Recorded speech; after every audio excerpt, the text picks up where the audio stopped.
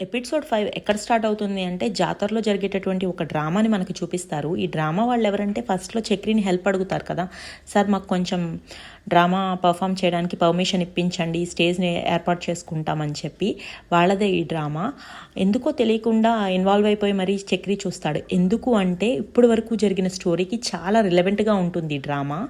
Exactly updated వర్షన్లో జనాలను ఆకట్టుకునే విధంగా పాతకాలం నాటి డ్రామా డైలాగులతో కాకుండా డ్యాన్స్ యూస్ చేసి డ్యాన్స్ పర్ఫార్మెన్స్తో ఉంటుందన్నమాట.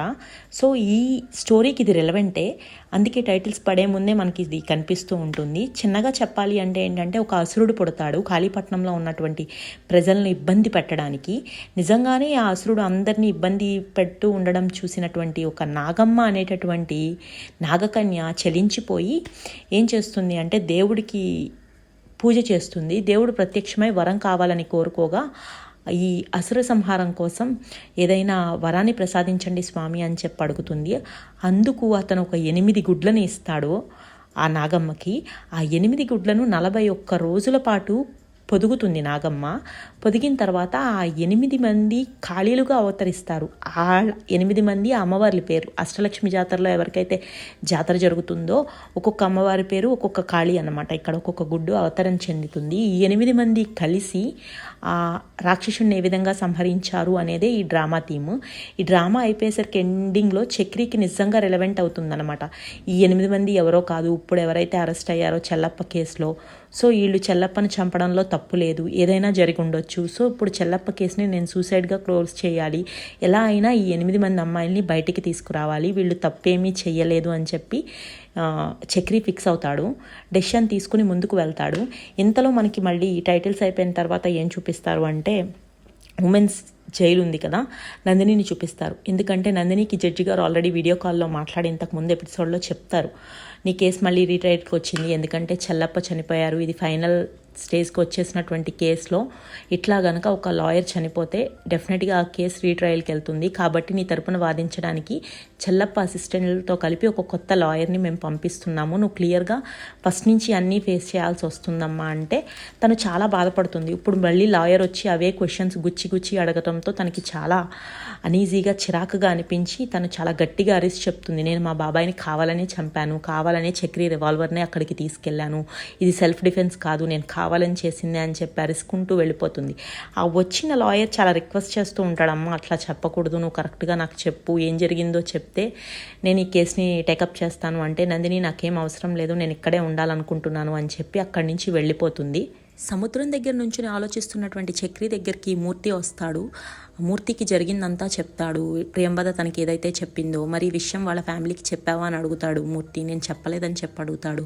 సరే ఈ కేసులోంచి ముందు అర్జెంటుగా 8 మంది అమ్మాయిల్ని రక్షించాలి, వాళ్ళు అనవసరంగా ఇరుక్కుంటున్నారు, ఒక్కసారి మళ్ళీ మనం చెల్లప్ప కాటేజ్కి వెళ్దామని చెప్పి చక్రీను మూర్తి ఇద్దరు కలిసి వెళ్తారు.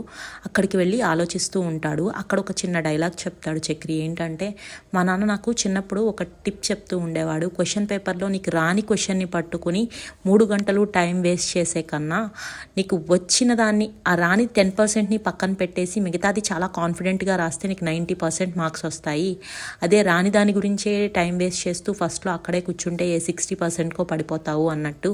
ఈ కేసులో నాకు అర్థం కాని విషయం ఏంటి అంటే, తను చెల్లప్పని చంపేసి లోపలికి వెళ్ళి దాక్కుంది అనుకుందాము, అప్పుడు బయట నుంచి లాక్ చేసింది ఎవరు అనేదే కదా మనకు అర్థం కావట్లేదు. ఈ ఒక్క విషయాన్ని పక్కన పెట్టి మిగతా కేసు ఆలోచిద్దామని చెప్పి ఆలోచిస్తూ ఉంటాడు. అప్పుడు సడన్గా తనకి స్ట్రైక్ అయ్యేది ఏంటి అంటే, బయట సైడ్ గోడ పొడవు 10 ఉంటుంది. సో అదే 10 అడుగుల లోతు మనకి రూమ్లో ఎందుకు కనిపించట్లేదు, ఎంత ఒక కబోర్డ్ వచ్చినా అది 2.5 మీటర్లే కదా, ఇంత ఎదరికి ఎందుకు వచ్చింది అని చెప్పి ఆలోచించి చూస్తే ఆ కబోర్డ్లో బట్టలు అన్నీ బయటికి తీసేసి దాన్ని కొట్టి చెక్ చేస్తాడు. కొట్టి చెక్ చేసినప్పుడు కబోర్డ్లో సౌండింగ్ తేడాగా అనిపించి చూసి ఓపెన్ చేస్తే అక్కడ ఒక టనెల్ బయటపడుతుంది. ఆ టనెల్ లోపలికి వెళ్ళి చూస్తే చాలా ఫైల్స్ ల్యాప్టాప్ కాలిపోయి ఉంటాయి. ఇంకొంచెం ఎదరికి వెళ్తే ఆ టనెల్ ఎడ్జ్ ఎక్కడికి వెళ్తుంది అంటే ఇంకో ఎండ్ సీ దగ్గరికి డైరెక్ట్గా వెళ్ళిపోతుంది, లైట్ హౌస్. దీని గురించి ఎవరికైనా తెలుసా అని మూర్తిని అడిగితే, డిఐజీ గారి అన్నయ్యకి వీటి గురించి కొంచెం డీటెయిల్స్ తెలుసు, రూట్ మ్యాప్తో సహా ఆయన రోడ్స్ వేసేటప్పుడు కొంచెం అనాలిసిస్ చేశాడు దీని మీద, ఆయన్ని కలవండి అంటే ఆయన్ని కలిసిన తర్వాత చెప్తాడు, బ్రిటిష్ వాళ్ళు అసలు ఈ సొరంగాలు తవ్వారు, ఎందుకు తవ్వారు అంటే వాళ్ళు చాలా ఎక్స్ప్లాయిట్ చేశారు, ఇక్కడ ఎవరైతే బెస్త ప్రజలు చేపలు పట్టుకుని జీవించే వాళ్ళు ఉంటారో వాళ్ళ లైఫ్ స్టైల్ మొత్తం పాడు చేసేసారు. వాళ్ళు మన నలుపును చూడడానికి ఇష్టపడే వాళ్ళు కాదు. అందుకే వంటగది నుంచి విందు వరకు కూడా వాళ్ళకి కావాల్సినవి తీసుకెళ్ళడానికి సప్లై చేసుకోవడానికి దీన్ని వాడేవాళ్ళు తప్ప పైకి మనల్ని రానిచ్చేవాళ్ళు కాదు. తర్వాత కాలాల్లో అమ్మాయిల్ని ఇందులో తీసుకుని వచ్చి ట్రాప్ చేసి వాళ్ళ మీద అత్యాచారాలు చేసి వాళ్ళని చంపేసి వాళ్ళ శవాల్ని తీసుకెళ్ళి సముద్రంలో పడేసేవాళ్ళు. కాళీపట్నం ఈ టైంలో బ్రిటిషర్స్ టైంలో చాలా ఎక్స్ప్లాయిట్ జరిగింది అని చెప్పి ఈ టనెల్స్ పర్పస్ ఏంటి అప్పటి నుంచే ఉన్నాయని చెప్తారు. మరి చెల్లప్పకి ఈ విషయం తెలుసా అని చెప్పి అడిగితే తెలీదు అన్నట్టుగానే మాట్లాడతాడు. నాకైతే తెలీదు ఆ విషయం అని. తర్వాత సీన్లో మనకి ఏం చూపిస్తారు అంటే ఫెర్నాండెస్ అని చెప్పి ఒక అతన్ని చూపిస్తారు. ఇతను ఎవరు అంటే ఫస్ట్లో జాతరలో ఫైటింగ్ అయినప్పుడు ముగ్గురు మనుషుల్లో ఇతను కూడా టెండర్ వేసిన అతను. ఇతన్ని నమ్ముకుని దాదాపు ఒక 150 ఫిషర్మెన్స్ ఫ్యామిలీలు బతుకుతూ ఉంటాయి అన్నమాట. ఫెర్నాండెస్కి చెల్లప్ప సార్ అంటే చాలా అభిమానం. సో వీళ్ళ దగ్గరికి ఒక ఫ్యామిలీ వస్తారు. ఒక మదరు కొడుకు వచ్చి చెప్తా ఉంటారు, వీళ్ళ నాన్న పని చేయలేకపోతున్నాడు, రేపటి నుంచి వీడే పనిలోకి వస్తాడు, అన్న ఎంతో కొంత సాయం చేసి వీడినే పనిలోకి తీసుకెళ్ళు వేటకి అని చెప్పి.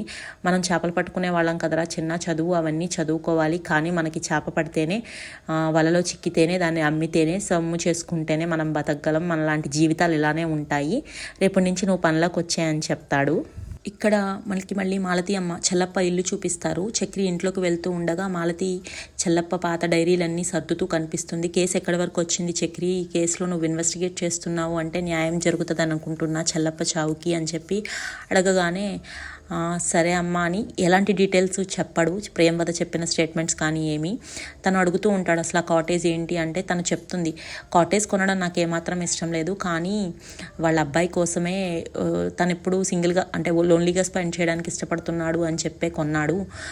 తను కూడా పెద్దగా వెళ్ళింది ఎప్పుడూ లేదు. ఇంకా అప్పటి నుంచి కూడా చెల్లప్పే తన్ని ఒక ప్రైవేట్ ఆఫీస్గా మార్చేసుకుని తన కేసెస్ ఏమన్నా ఉంటే నైట్ టైం అక్కడికి వెళ్ళి ఇన్వెస్టిగేషన్ లాంటివి చేసుకుంటూ రిపోర్ట్స్ ప్రిపేర్ చేసుకుంటూ ఉంటాడు. అంతకు మించి నాకేమీ తెలియదు అని చెప్తుంది. ఓకే, ఇంతలో ఏం చేస్తాడంటే ఫెర్నాండెస్ దాముని పట్టుకుని కట్టేసి తీసుకుని వచ్చి అప్పచెప్తాడు, గట్టిగా పిలిచి చక్రి సార్ని పిలవండి అని చెప్పి. అప్పుడు చక్రి వెళ్తాడు. వెళ్ళి నువ్వు నన్ను చూసి ఏం ముందుకు పారిపోయావరా చెప్పు అంటే నేను మీ ఎవరితో మాట్లాడను, మాలతి అమ్మతోనే పర్సనల్గా మాట్లాడాలి అంటే వద్దు ఏదైనా సరే నా ముందే చెప్పు అని చెప్పి చక్రి భయపడతాడు. ఫెర్నాండెస్కి చెప్తాడు వాడి కట్లుప్ప తీసేసి మీరు వెళ్ళిపోండి, ఇక్కడి నుంచి నేను చూసుకుంటా వాడిని అని. అప్పుడు దాము ఒక ఫిస్ట్ని రివీల్ చేస్తాడనమాట. ఎందుకు పారిపోయావురా, ఎందుకు నువ్వేం తప్పు చేసావు అంటే తండ్రికి తలకరువు పెట్టాను కదా, మైలుపడ్డాను, ఇక నుంచి నేను వేషం వేయకూడదు, ఆ వేషాన్నే కడిగేసుకుంటున్నాను అని చెప్తాడు. అవునా తండ్రి ఏంటి అని చెప్పి ఒక్కసారిగా షాక్ అవుతాడు. అప్పుడు మా అమ్మ ఉషకిను చెల్లప్పకి సంబంధం ఉండేది, మా అమ్మ చనిపోయే ముందు నాతో చెప్పింది చెల్లప్ప నీ తండ్రి అని చెప్పి. అసలు మాలతికి తన యొక్క ఆల్మోస్ట్ ఇన్నాళ్ళ వైవాహిక జీవితంలో చెల్లప్ప నా నుంచి ఏమీ దాయలేదు అనుకున్నాను, ఇంత మోసం చేశాడా అని చెప్పి ఒక్కసారిగా విరిగిపోయిన మనసుతో పైకెళ్తూ ఉంటుంది. తర్వాత మనకి నెక్స్ట్ సీన్లో జైలు చూపిస్తారు. ఇక్కడ 8 మంది కలిసి ఏదో ప్లాన్ చేసి ఏం చేస్తారంటే ఒక ఫైర్ యాక్సిడెంట్ లాగా క్రియేట్ చేస్తారు.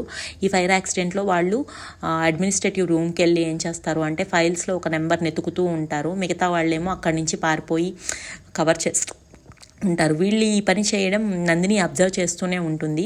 కరెక్ట్గా ఆ అమ్మాయి పోలీస్ ఆఫీసర్కి దొరికిపోయే టైంలో నందిని వచ్చి మిమ్మల్ని వార్డెన్ మేడం పిలుస్తున్నారు మేడం, అర్జెంటుగా వెళ్ళండి, అక్కడ పెద్ద ఫైర్ అంటుకుంది అని చెప్పి వీళ్ళని సేవ్ చేస్తారు. తర్వాత నందిని అడుగుతుంది వీళ్ళని, మీరు అక్కడ ఏం తీయడానికి వెళ్ళారు ఏంటి అని చెప్పి.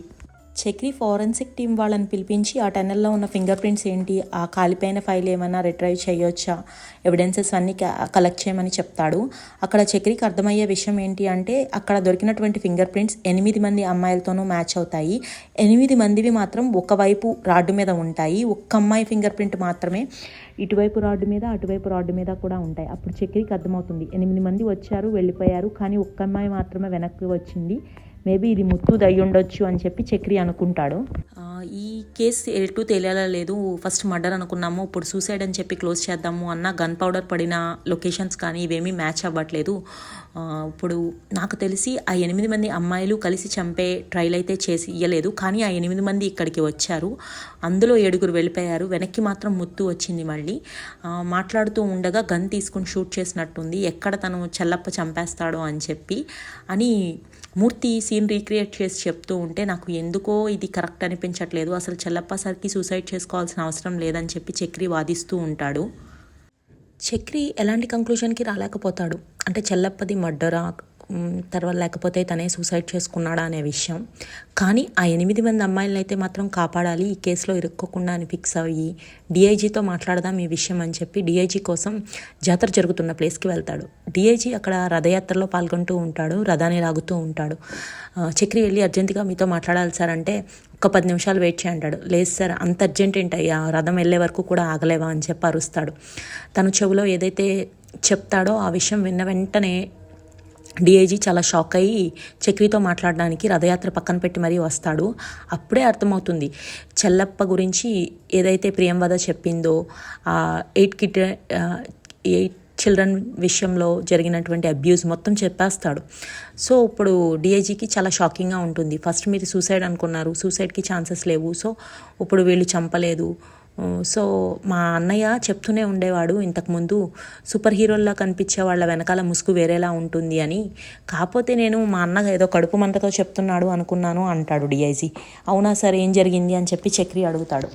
మాలతి ఇప్పుడు చెల్లప్పని పెళ్లి చేసుకుంది కదా, అదే మాలతిని మా అన్నయ్య కూడా ప్రేమించాడు. కానీ మాలతి సూపర్ హీరోలా కనిపించేటటువంటి చెల్లప్పని చూస్ చేసుకుంది. కడుపు మంటతో చెప్తున్నాడేమో అనుకునేవాడిని మా అన్నయ్య, కానీ నిజంగా చెల్లప్ప ఎలాంటి వాడైతే అనుకోలేదు అని చెప్పి అంటాడు. చెల్లప్ప ఇంతకీ వీళ్ళ అన్నయ్య ఎవరంటే టనల్ గురించి మొత్తం ఎక్స్ప్లెయిన్ చేస్తాడు కదా చక్రికి, ఆ పర్సనే అన్నమాట. సో ఇప్పుడు ఏం చేయాలనుకుంటున్నావు అంటే చెల్లప్పది సూసైడ్ అని చెప్దాం అనుకుంటున్నా. ఈ 8 మందికి ఎలాంటి సంబంధము లేదనుకుంటున్నాను, కానీ నేను ఒక్కసారి ఆ 8 మందితో మాట్లాడాలి, ఎందుకు ఆ ప్లేస్కి వచ్చారు ఏంటో నాకు కొంచెం కేసు గురించి డీటెయిల్స్ చెప్తే నేను తొందరగా క్లోజ్ చేయగలుగుతాను అంటే డిఐజీ పర్మిషన్ ఇస్తాడు. తన ఆ 8 మందితో మాట్లాడడానికి అక్కడికి వెళ్ళడానికి నందిని దగ్గరికి వెళ్ళి ఆ 8 మందిని తీసుకురమ్మని చెప్తాడు. నందిని ఏం చేస్తుందంటే 8 మంది దగ్గరికి వెళ్ళి మిమ్మల్ని వార్డెన్ మేడం తీసుకురమ్మంటుంది, మీతో మాట్లాడాలంట అని చెప్పి 8 మంది ఒక్కొక్కరి దగ్గరికి వెళ్ళి పిలిస్తే ఎవరు మొహాలు చూసి షాక్ అవ్వకుండా ఏమీ సంబంధం లేనట్టే వస్తారు. వీళ్ళందరూ వెళ్తుంటే అక్కడ చూసినటువంటి జైలర్ అడుగుతుంది, ఎక్కడికి వెళ్తున్నారు మీరంతా అంటే, మమ్మల్ని వార్డెన్ మేడం పిలిచింది తీసుకురమ్మందంటే, నాకు తెలియకుండా జరుగుతుంది ఇదంతా ఏదో అని చెప్పి తను అనుకుంటుంది. తర్వాత ఏం జరుగుతుందంటే వీళ్ళందరినీ తీసుకుని వెళ్ళి అక్కడ వస్తారు కదా పేరెంట్స్, వాళ్ళందరూ వెయిటింగ్ రూమ్ మాట్లాడుతూ ఉంటారు కదా, అప్పుడు 8 మంది షాక్ అవుతాడు. ఈ పోలీసోడు ఎందుకు ఉన్నాడు ఇక్కడ, ఈ పోలీసోడికి ఏంటి సంబంధం, మమ్మల్ని ఎందుకు తీసుకొచ్చావు ఇక్కడ, మేమేమీ మాట్లాడము ఇక్కడ, నీతో చెప్పాలనుకోవట్లేదు అని చెప్పి కోఆపరేట్ చేయరు. నందిని మీద చాలా కోపంతో గట్టిగా అరుస్తూ ఉంటారు ఈ 8 మంది అమ్మాయిలు కూడా. అప్పుడు నందిని వాళ్ళకి నిజం చెప్పేస్తుంది, నిన్న రాత్రి మీరందరూ కలిసి గట్టిగా అక్కడ అరవడం నేను చూశాను, మీరు అక్కడ ఏం చేస్తున్నారనేది నాకు అర్థం కాలేదు, కానీ మిమ్మల్ని అందరినీ అలా కలిసి చూడడం నాకు చాలా సంతోషం అనిపించింది అని చెప్పి అంటే, నాకు మీతో మాట్లాడాల్సిన అవసరం లేదని చెప్పి వాళ్ళంతా అక్కడి నుంచి వెళ్ళిపోతూ ఉంటారు.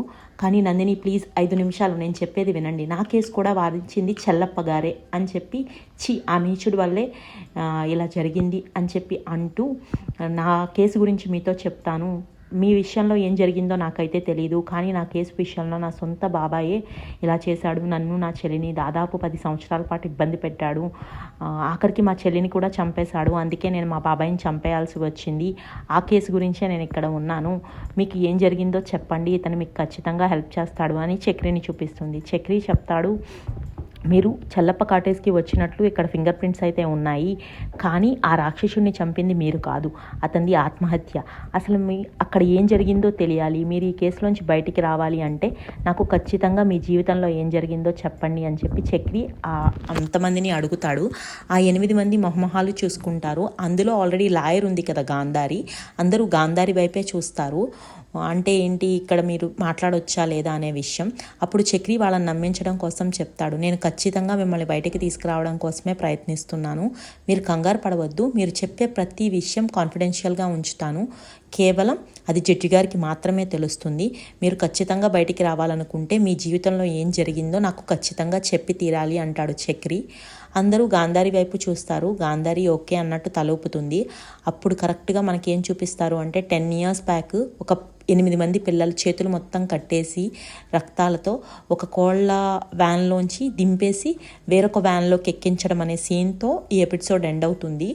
అంటే ఆ 8 మంది పిల్లలు ఎవరో కాదు వీళ్ళే అనే విషయం కూడా మనకు అర్థమవుతుంది. అప్పుడు వీళ్ళు చక్రిని నమ్మి వీళ్ళని నాకు తెలిసి వాళ్ళ లైఫ్లో ఏం జరిగిందో చెప్దామని అయితే స్టార్ట్ చేస్తారు అంటూ మనకి ఎపిసోడ్ ఎండ్ చేయడం జరుగుతుంది. నెక్స్ట్ ఎపిసోడ్లో చూడాలి మరి ఏం జరుగుతుందనేది.